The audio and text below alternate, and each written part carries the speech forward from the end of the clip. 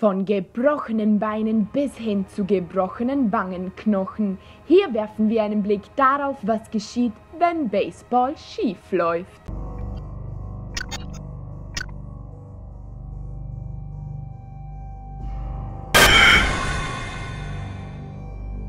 Nummer 11. Bobby Valentine. 1969 begann Robert Bobby Valentine im Alter von 19 Jahren bei den Los Angeles Dodgers.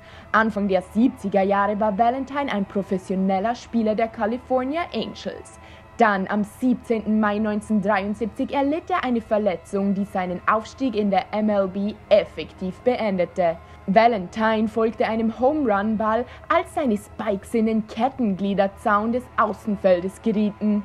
Sein Schwung brachte ihn nach vorne und er erlitt einen mehrfachen Beinbruch. Für Valentine war die Saison vorbei. Er kam zurück ins Feld, gewann aber nie wieder an Geschwindigkeit und zog sich schließlich im Alter von 29 Jahren vom Baseball zurück. Nummer 10. Chris Snyder. Im Jahr 2008 erlitt Chris Snyder beim Spiel gegen die Milwaukee Brewers eine grausame Verletzung. Es ist die Art von Verletzung, die Männer dazu bringt, das Gesicht zu verziehen, wenn sie es sehen oder nur davon hören. Ein Foulball traf den Arizona Diamondback direkt in der Leiste. Snyder schaffte es, den Schmerz für ein paar Innings zu unterdrücken, nahm sich aber schließlich aus dem Spiel. Er wurde für nur 15 Tage auf die Verletztenliste gesetzt, obwohl ein gebrochener Hoden diagnostiziert wurde. Vereinfacht ausgedrückt bedeutet diese Verletzung, dass das Organ Risse in Form von Gewebeschäden erleidet, aber dennoch seine Form behält.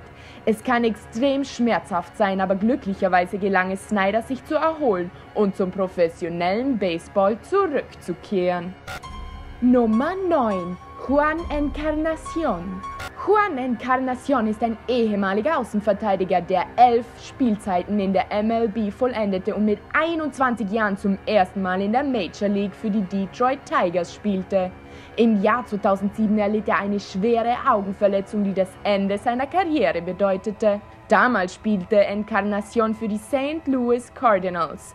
Während eines Spiels am 31. August traf Teamkollege Aaron Miles einen Foulball, der Encarnacion ins Gesicht traf. Der Aufprall verursachte eine Verletzung des linken Auges und mehrere Frakturen in der Augenhöhle. Encarnacion verpasste den Rest der Saison und es wurde später angekündigt, dass er nicht mehr zum professionellen Baseball zurückkehren würde.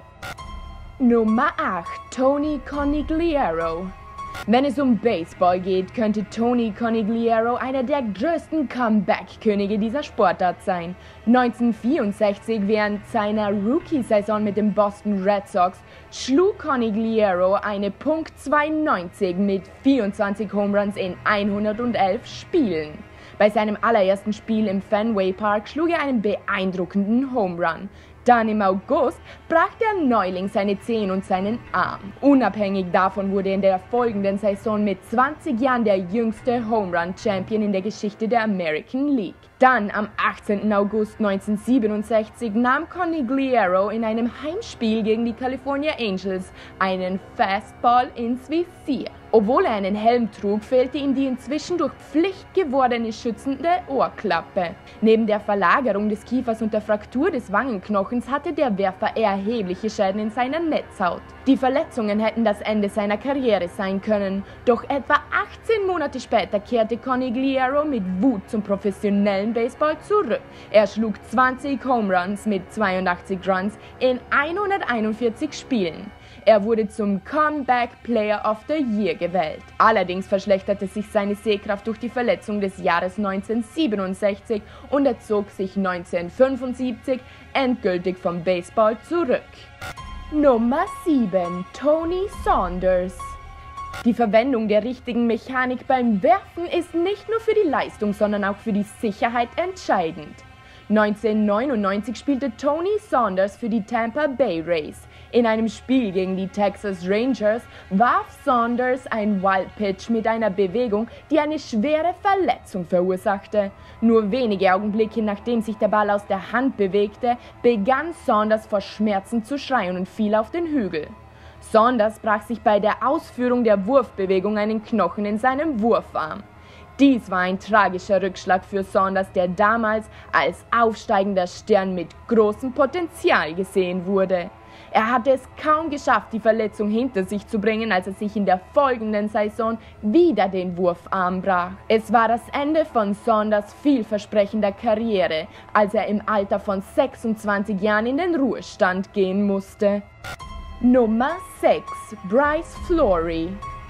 Während eines Spiels gegen die New York Yankees wurde Bryce Florie von einem verheerenden Line Drive ins Gesicht getroffen. Florie fiel direkt auf den Boden mit dem Kopf in den Händen und seine Beine, die vor Schmerz kickten. Als er aufstand, war Flories Gesicht blutverschmiert und sein rechtes Auge war zerquetscht und aufgrund der Schwellung fast geschlossen. Totenstille fiel auf die Tausenden, die im Fenway Park anwesend waren.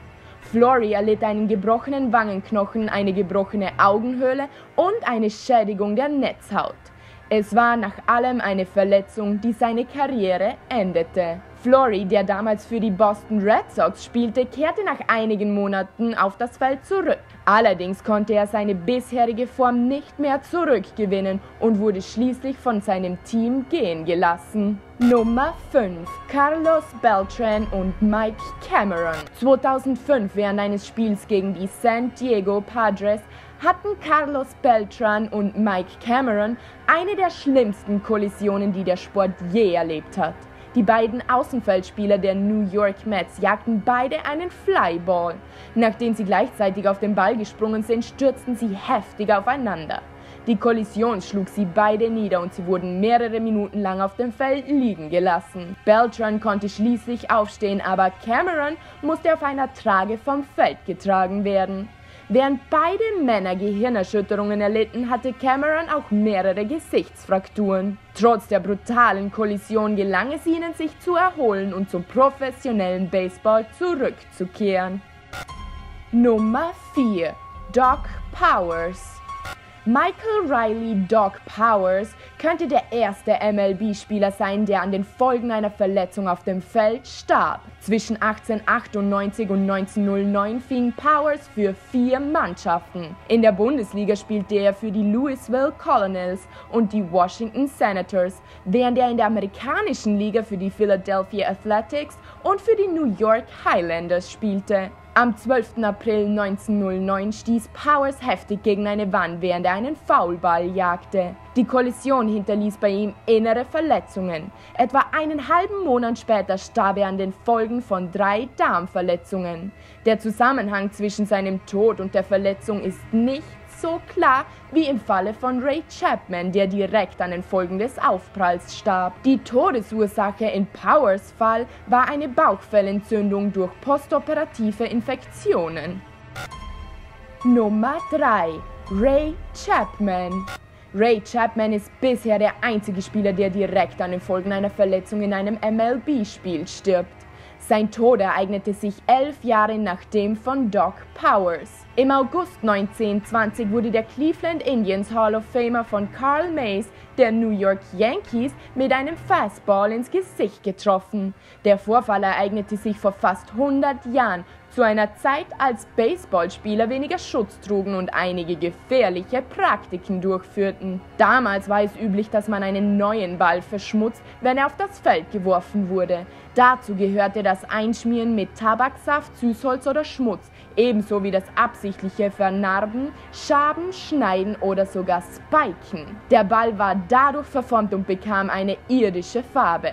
Das bedeutet, dass er nicht nur unkontrolliert, sondern auch schwer zu sehen war. Es wird angenommen, dass diese Praxis zu Chapmans Tod beigetragen hatte. Berichten zufolge hat er nie gezuckt oder versucht, dem ankommenden Ball aus dem Weg zu gehen, vermutlich weil er ihn nicht sehen konnte. Der Klang des Balls, der auf seinen Kopf schlug, war so laut, dass Mays dachte, er hätte das Ende seines Schlägers getroffen. Also nahm er den Ball auf und warf ihn zur ersten Base. Chapman fiel langsam auf die Knie und dann auf den Boden, wobei Blut aus seinem linken Ohr floss. Der Wurf brach ihm den Schädel. Der Aufprall war so verheerend, sodass er eine 3 Zoll tiefe Fraktur mit Knochensplittern verursachte, die beide Seiten von Chapmans Gehirn zerrissen. Er verließ das Feld auf einer Trage und erlag am nächsten Morgen seinen Verletzungen. 30 Jahre später wurden Schlaghelme zur Regel und sein Tod wurde als einer der Gründe genannt. Nummer 2. Jimmy Rollins.